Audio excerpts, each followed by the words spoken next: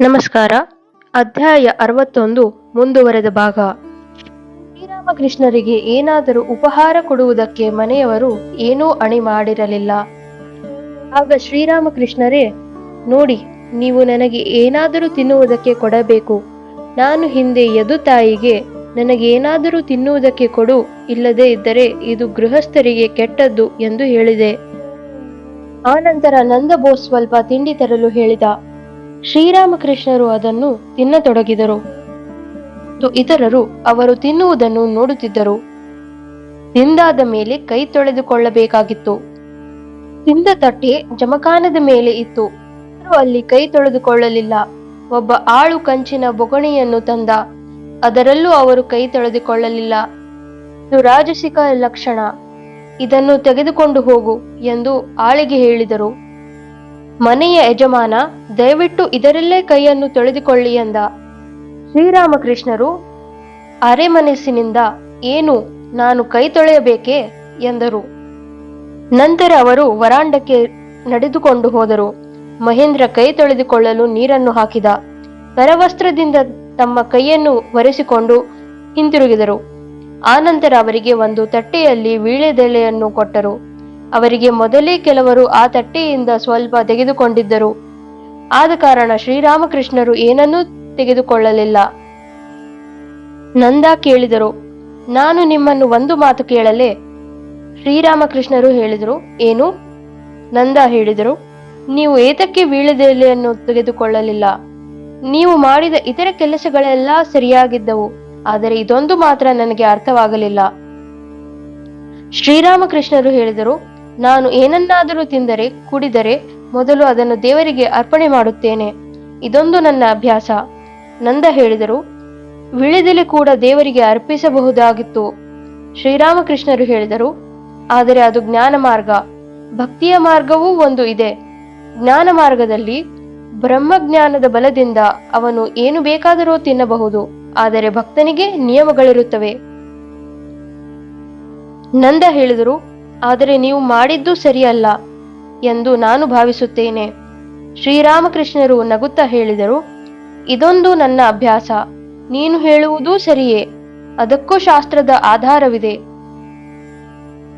ಶ್ರೀರಾಮಕೃಷ್ಣರು ನಂದನಿಗೆ ಹೊಗಳು ಭಟ್ಟರ ಹತ್ತಿರ ಜೋಪಾನವಾಗಿರು ಎಂದು ಎಚ್ಚರಿಕೆ ಕೊಟ್ಟರು.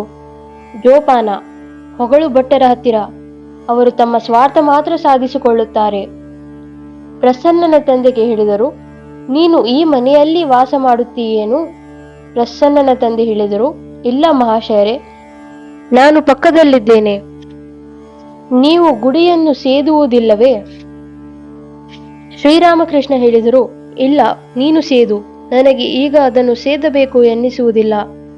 ನಂದಬೋಸನ ಮನೆ ಒಂದು ಅರಮನೆಯಂತೆ ಇತ್ತು. ಜದುಮಲ್ಲಿಕನಿಗೆ ಇಷ್ಟು ದೊಡ್ಡ ಮನೆ ಇಲ್ಲ ಎಂದು ನಾನು ಅವನಿಗೆ ನಿನ್ನೆ ಹೇಳಿದೆ ಎಂದರು. ನಂದ ಹೇಳಿದರು, ಅವನು ಜಾರು ಶಂಕೋ ಎಂಬಲ್ಲಿ ಹೊಸ ಮನೆಯಲ್ಲಿ ಕಟ್ಟಿರುವನು. ಶ್ರೀರಾಮಕೃಷ್ಣರು ಹೇಳಿದರು, ನೀನು ಗೃಹಸ್ಥನಾದರೂ ಭಗವಂತನ ಮೇಲೆ ಮನಸ್ಸನ್ನು ಇಟ್ಟಿರುವೆ. ಅದೇನು ಕಡಿಮೆ ಎಂದು ತಿಳಿದುಕೊಂಡೆಯಾ? ಯಾರು ಎಲ್ಲವನ್ನೂ ಬಿಟ್ಟಿರುವರೋ ಅವರು ಯಾವಾಗಲೂ ದೇವರ ಧ್ಯಾನವನ್ನು ಮಾಡಲೇಬೇಕಾಗಿದೆ. ಅದರಲ್ಲಿ ಏನೂ ದೊಡ್ಡಸ್ತಿಕೆ ಇದೆ? ಆದರೆ ಯಾರು ಗೃಹಸ್ಥರಾಗಿದ್ದು ದೇವರ ಮೇಲೆ ಮನಸ್ಸನ್ನು ಇಟ್ಟಿರುವನೋ ಅವನೇ ಧನ್ಯ. ದೇವರೊಂದಿಗೆ ಯಾವುದಾದರೂ ಸಂಬಂಧವನ್ನು ಕಲ್ಪಿಸಿಕೊಂಡು ಅವನಿಗೆ ಪ್ರಾರ್ಥನೆ ಮಾಡಬೇಕು. ಹನುಮಂತನ ಭಕ್ತಿಯಲ್ಲಿ ಜ್ಞಾನ ಮಿಶ್ರಿತವಾಗಿತ್ತು, ಆದರೆ ನಾರದರ ಪ್ರೀತಿ ಶುದ್ಧವಾದದ್ದು. ಅದರಲ್ಲಿ ಯಾವ ಮಿಶ್ರಣವೂ ಇಲ್ಲ. ಶ್ರೀರಾಮಕೃಷ್ಣರು ಇನ್ನೇನು ಹೊರಡುವುದರಲ್ಲಿದ್ದರು. ಶ್ರೀರಾಮಕೃಷ್ಣರು ಹೇಳಿದರು, ಯಾರನ್ನು ತುಂಬಾ ಜನರು ಗೌರವ ದೃಷ್ಟಿಯಿಂದ ನೋಡುತ್ತಾರೋ ಅವರಲ್ಲಿ ಭಗವಂತನ ಒಂದು ವಿಶೇಷ ಶಕ್ತಿ ಇದೆ. ನಿನ್ನಲ್ಲಿ ಈಶ್ವರಿ ಶಕ್ತಿ ಇದೆ. ನಂದ ಹೇಳಿದರು, ಎಲ್ಲರಿಗೂ ಇದು ಇದೆ. ಶ್ರೀರಾಮಕೃಷ್ಣರು ಹೇಳಿದರು, ನೀವೆಲ್ಲ ಹೇಳುವುದು ಒಂದೇ. ಎಲ್ಲರಿಗೂ ಒಂದೇ ಸಮ ನಾದ ಶಕ್ತಿ ಇರುವುದೇನು? ದೇವರು ಅಂತರ್ಯಾಮಿಯಂತೆ ಎಲ್ಲರಲ್ಲಿಯೂ ಇರುವನು, ಆದರೆ ಅವನ ಆವಿರ್ಭಾವ ಒಬ್ಬೊಬ್ಬರಲ್ಲಿ ಒಂದೊಂದು ವಿಧವಾಗಿರುತ್ತದೆ. ವಿದ್ಯಾಸಾಗರ ಕೂಡ ಇದನ್ನೇ ಹೇಳಿದ. ಏನು, ದೇವರು ಕೆಲವರಿಗೆ ಹೆಚ್ಚು ಶಕ್ತಿ ಮತ್ತು ಕೆಲವರಿಗೆ ಕಡಿಮೆ ಶಕ್ತಿ ಕೊಟ್ಟಿರುವನೇ ಎಂದ. ಅದಕ್ಕೆ ನಾನು, ನಿನ್ನಲ್ಲಿ ವಿಶೇಷ ಶಕ್ತಿ ಆವಿರ್ಭಾವನೆ ಇಲ್ಲದೇ ಇದ್ದರೆ ನಾವೇಕೆ ನಿನ್ನನ್ನು ನೋಡಲು ಬರುತ್ತಿದ್ದೆವು? ನಿನಗೆ ಏನಾದರೂ ಒಂದು ಜೋತೆ ಕೊಂಬು ಇದೆಯೇನು ಎಂದು ಕೇಳಿದೆ. ಶ್ರೀರಾಮಕೃಷ್ಣರು ಅಲ್ಲಿಂದ ತನ್ನ ಒಬ್ಬಳೆ ಮಗಳನ್ನು ಕಳೆದುಕೊಂಡು ದುಃಖ ಪಡುತ್ತಿದ್ದ ಬ್ರಾಹ್ಮಣಿ ಮನೆಗೆ ಬಂದರು. ಅದೊಂದು ಹಳೆಯ ಇಟ್ಟಿಗೆ ಮನೆ. ಮನೆ ಒಳಗೆ ಹೋಗುವಾಗ ಎಡಗಡೆ ಗೋವಿನ ಕೊಟ್ಟಿಗೆಯನ್ನು ದಾಟಿದರು. ಶ್ರೀರಾಮಕೃಷ್ಣರು ಮತ್ತು ಇತರ ಭಕ್ತರು ಉಪ್ಪರಿಗೆಯ ಮೇಲೆ ಹೋಗಿ ಕುಳಿತರು. ಅಲ್ಲಿ ಹಲವು ಜನ ಸಾಲಾಗಿ ನಿಂತಿದ್ದರು, ಕೆಲವರು ಕುಳಿತಿದ್ದರು. ಅವರೆಲ್ಲ ಶ್ರೀರಾಮಕೃಷ್ಣರನ್ನು ನೋಡಲು ಉತ್ಸುಕರಾಗಿದ್ದರು. ಬ್ರಾಹ್ಮಣನಿಗೆ ಒಬ್ಬ ತಂಗಿ ಇದ್ದಳು, ಇಬ್ಬರು ವಿಧವೆಯರು. ಅವರ ತಮ್ಮನೂ ಕೂಡ ಇವರೊಡನೆ ಇದ್ದ. ಬ್ರಾಹ್ಮಣಿ ದಿನವೆಲ್ಲ ಶ್ರೀರಾಮಕೃಷ್ಣರನ್ನು ಸ್ವಾಗತಿಸಲು ಸಿದ್ಧತೆಯಲ್ಲಿ ನಿರತಳಾಗಿದ್ದಳು. ಮಧ್ಯೆ ಮಧ್ಯೆ ಕಾತರದಿಂದ ಹೊರಗೆ ಹೋಗಿ ಶ್ರೀರಾಮಕೃಷ್ಣರು ಬರುತ್ತಿರುವರೇ ಎಂಬುದನ್ನು ನೋಡಲು ಹೋಗುತ್ತಿದ್ದಳು. ಶ್ರೀರಾಮಕೃಷ್ಣರು ನಂದನ ಮನೆಯಿಂದ ಅಲ್ಲಿಗೆ ಬರುವುದಾಗಿ ತಿಳಿಸಿದ್ದರು. ಬರುವುದು ಸ್ವಲ್ಪ ನಿಧಾನವಾಗಿದ್ದರಿಂದ ಅವರು ಬರುತ್ತಾರೋ ಇಲ್ಲವೋ ಎಂಬ ಸಂದೇಹವಿತ್ತು. ಅವಳು ಹಾಸಿದ ಜಮಖಾನದ ಮೇಲೆ ಶ್ರೀರಾಮಕೃಷ್ಣರು ಬಂದು ಕುಳಿತರು. ಮಹೇಂದ್ರ, ನಾರಾಯಣ, ಯೋಗೇಂದ್ರ, ದೇವೇಂದ್ರ ಮುಂತಾದವರು ಕೂಡ ಅಲ್ಲಿ ಚಾಪೆಯ ಮೇಲೆ ಕುಳಿತರು. ಕೆಲವು ನಿಮಿಷಗಳಾದ ಮೇಲೆ ಚಿಕ್ಕ ನರೇನ್ ಮತ್ತು ಇನ್ನು ಕೆಲವು ಭಕ್ತರು ಅಲ್ಲಿಗೆ ಬಂದರು. ಬ್ರಾಹ್ಮಣಿಯ ತಂಗಿ ಶ್ರೀರಾಮಕೃಷ್ಣರಿಗೆ ನಮಸ್ಕಾರ ಮಾಡಿ, ನನ್ನ ಅಕ್ಕ, ನೀವು ಬರುವುದು ತಡವಾದುದರಿಂದ ವಿಚಾರಿಸುವುದಕ್ಕೆ ನಂದಬಾಬು ಮನೆಗೆ ಹೋಗಿದ್ದಾಳೆ, ಇನ್ನೇನು ಬರುತ್ತಾಳೆ ಎಂದಳು. ಮಹೇಂದ್ರ ದೇವೇಂದ್ರನಿಗೆ ಹೇಳಿದರು, ಎಂತಹ ಒಂದು ನೋಟ ಇದು! ದೊಡ್ಡವರು, ಸಣ್ಣವರು, ಹೆಂಗಸರು ಎಷ್ಟೊಂದು ಜನ ಶ್ರೀರಾಮಕೃಷ್ಣರ ದರ್ಶನಕ್ಕಾಗಿ, ಅವರ ಮಾತುಗಳನ್ನು ಕೇಳುವುದಕ್ಕಾಗಿ ಎಷ್ಟೊಂದು ಉತ್ಸಾಹದಿಂದ ಕಾಯುತ್ತಿದ್ದಾರೆ. ದೇವೇಂದ್ರ ಶ್ರೀರಾಮಕೃಷ್ಣರಿಗೆ ಹೇಳಿದರು. ಮಹೇಂದ್ರ ಹೇಳುತ್ತಾನೆ, ಈ ಸ್ಥಳ ನಂದನ ಮನೆಗಿಂತ ಚೆನ್ನಾಗಿದೆ. ಇಲ್ಲಿ ನೆರೆದಿರುವ ಜನ ಭಕ್ತಿ ಅದ್ಭುತವಾಗಿದೆ ಎಂದು. ಶ್ರೀರಾಮಕೃಷ್ಣರು ಮಂದಹಾಸವನ್ನು ಬೀರಿದರು. ಬ್ರಾಹ್ಮಣಿಯ ತಂಗಿ, ಇದೋ ನನ್ನ ಅಕ್ಕ ಬಂದಳು ಎಂದು ಹೇಳಿದಳು. ಬ್ರಾಹ್ಮಣಿ ಬಂದು ಶ್ರೀರಾಮಕೃಷ್ಣರಿಗೆ ನಮಸ್ಕಾರ ಮಾಡಿದಳು. ಅವಳು ಆನಂದದಿಂದ ಹುಚ್ಚಿಯಂತಾಗಿದ್ದಳು. ಏನು ಮಾತನಾಡಬೇಕೋ ಅವಳಿಗೆ ಗೊತ್ತಾಗಲಿಲ್ಲ. ಗದ್ಗದ ಕಂಠದಿಂದ ಅವಳು ಹೀಗೆ ಹೇಳಿದಳು, ಈಗ ಆನಂದ ನನಗೆ ಅಪರಿಮಿತವಾಗಿದೆ. ಬಹುಶಃ ಇದನ್ನು ತಾಳಲಾರದೆ ನಾನು ಸತ್ತು ಹೋಗುತ್ತೇನೋ ಏನೋ. ನಾನು ಬದುಕುವುದಾದರೂ ಹೇಗೆ ಹೇಳಿ ಸ್ನೇಹಿತರೆ. ನನ್ನ ಮಗಳು ಡವಾಳಿ ಹಾಕಿಕೊಂಡಿರುವ ಅಳುಗಳಿಂದ ಕೂಡಿಕೊಂಡು ನನ್ನನ್ನು ನೋಡಲು ಬರುತ್ತಿದ್ದಳು. ಆಗ ದಾರಿಯಲ್ಲಿ ಬಿಚ್ಚುಗತ್ತಿಯ ಪಾರ ಇರುತ್ತಿತ್ತು. ಆಗಲೂ ಕೂಡ ನನಗೆ ಈಗ ಆಗುತ್ತಿರುವಷ್ಟು ಸಂತೋಷ ಆಗುತ್ತಿರಲಿಲ್ಲ. ಈಗ ಅವಳು ಸಾವಿನ ದುಃಖವೇ ನನಗೆ ಇಲ್ಲ. ಶ್ರೀರಾಮಕೃಷ್ಣರು ನನ್ನ ಮನೆಗೆ ಬರುವುದಿಲ್ಲವೆನ್ನೋ ಎಂದು ಅಂಜಿದ್ದೆ. ಹಾಗೇನಾದರೂ ಆಗಿದ್ದರೆ ಅವರಿಗಾಗಿ ಸಿದ್ಧಪಡಿಸಿಟ್ಟಿದ್ದನ್ನೆಲ್ಲ ಗಂಗಾ ನದಿಗೆ ಹಾಕಿ ಬಿಡಬೇಕೆಂದು ಮಾಡಿದ್ದೆ. ಇನ್ನು ಮೇಲೆ ಅವರನ್ನು ಕರೆಯುವುದೇ ಇಲ್ಲ. ಅವರು ಎಲ್ಲಿಗಾದರೂ ಬಂದರೆ ದೂರದಲ್ಲಿ ನಿಂತುಕೊಂಡು ನೋಡಿ ಬಂದು ಬಿಡುವೆ ಎಂದು ಮಾಡಿಕೊಂಡಿದ್ದೆ. ನಾನು ಹೋಗಿ ನನ್ನ ಸ್ನೇಹಿತರಿಗೆಲ್ಲ ನಾನು ಎಷ್ಟು ಧನ್ಯಳು ಎಂಬುದನ್ನು ಹೇಳುತ್ತೇನೆ. ನನ್ನ ಅದೃಷ್ಟವನ್ನು ಯೋಗೀಂದ್ರನಿಗೆ ಹೋಗಿ ಹೇಳುತ್ತೇನೆ. ಬ್ರಾಹ್ಮಣಿ ಹೀಗೆ ಆನಂದದ ಉದ್ರೇಕದಲ್ಲಿ ಮಾತನಾಡುತ್ತಿದ್ದಾಳೆ. ಒಂದು ಕೂಲಿಯವನಿಗೆ ಲಾಟರಿಯಲ್ಲಿ 1,00,000 ರೂಪಾಯಿ ಬಂತು. ಅವನಿಗೆ ಈ ಸುದ್ದಿ ಕೇಳಿದ ತಕ್ಷಣ ಆನಂದದ ಅತಿಶಯದಲ್ಲಿ ಸತ್ತು ಹೋದ. ಹೌದು, ಅವನು ನಿಜವಾಗಿ ಸತ್ತು ಹೋದ. ನನಗೂ ಹಾಗೇನಾದರೂ ಆಗಿಬಿಡುವುದೇನೋ ಎಂದು ಅಂಜಿದ್ದೇನೆ.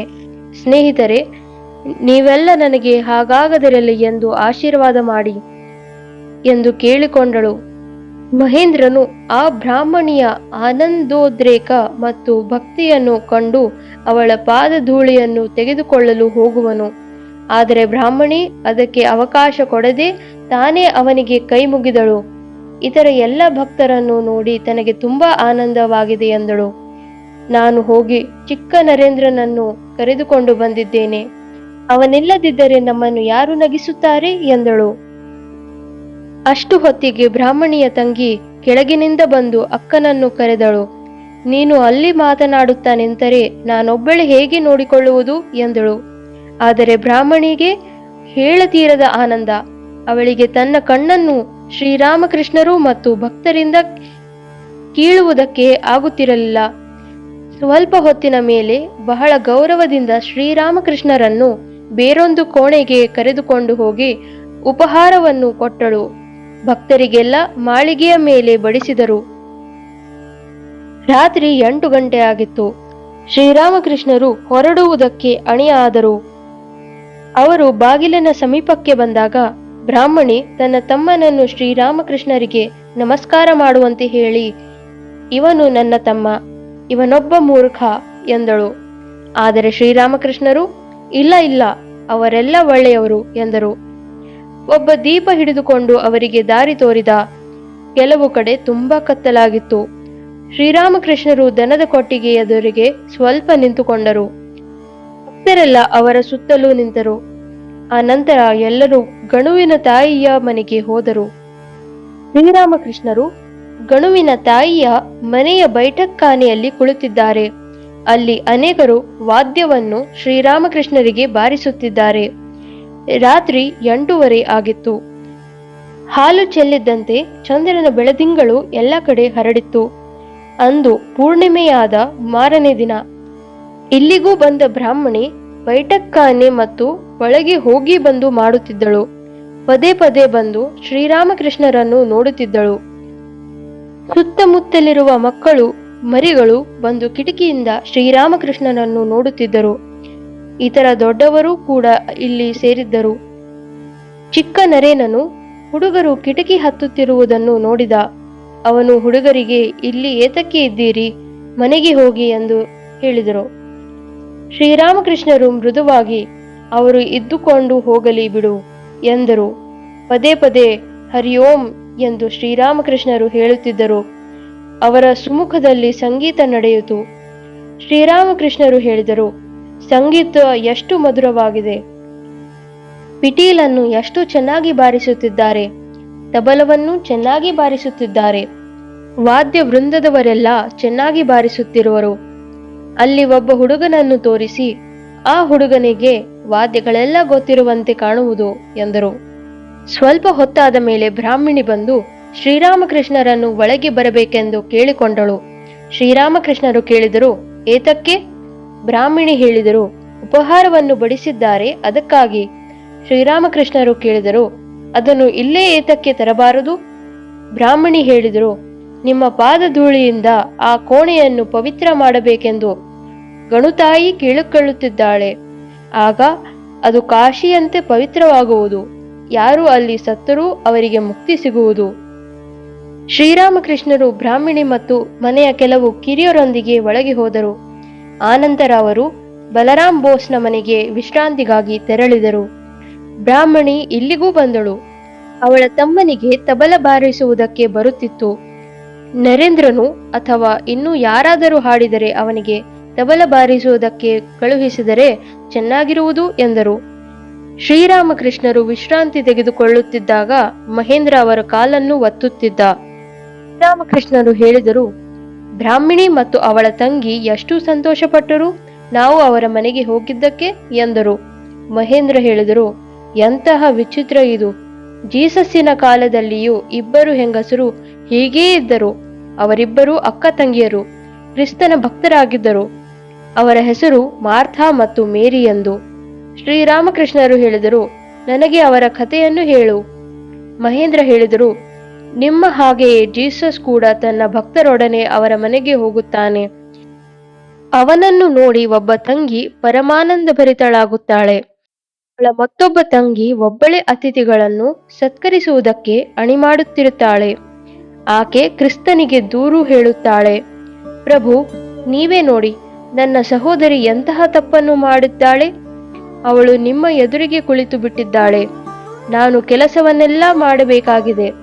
ಅದಕ್ಕೆ ಕ್ರಿಸ್ತ ಹೇಳುತ್ತಾನೆ, ನಿನ್ನ ಸಹೋದರಿ ಧನ್ಯಳು.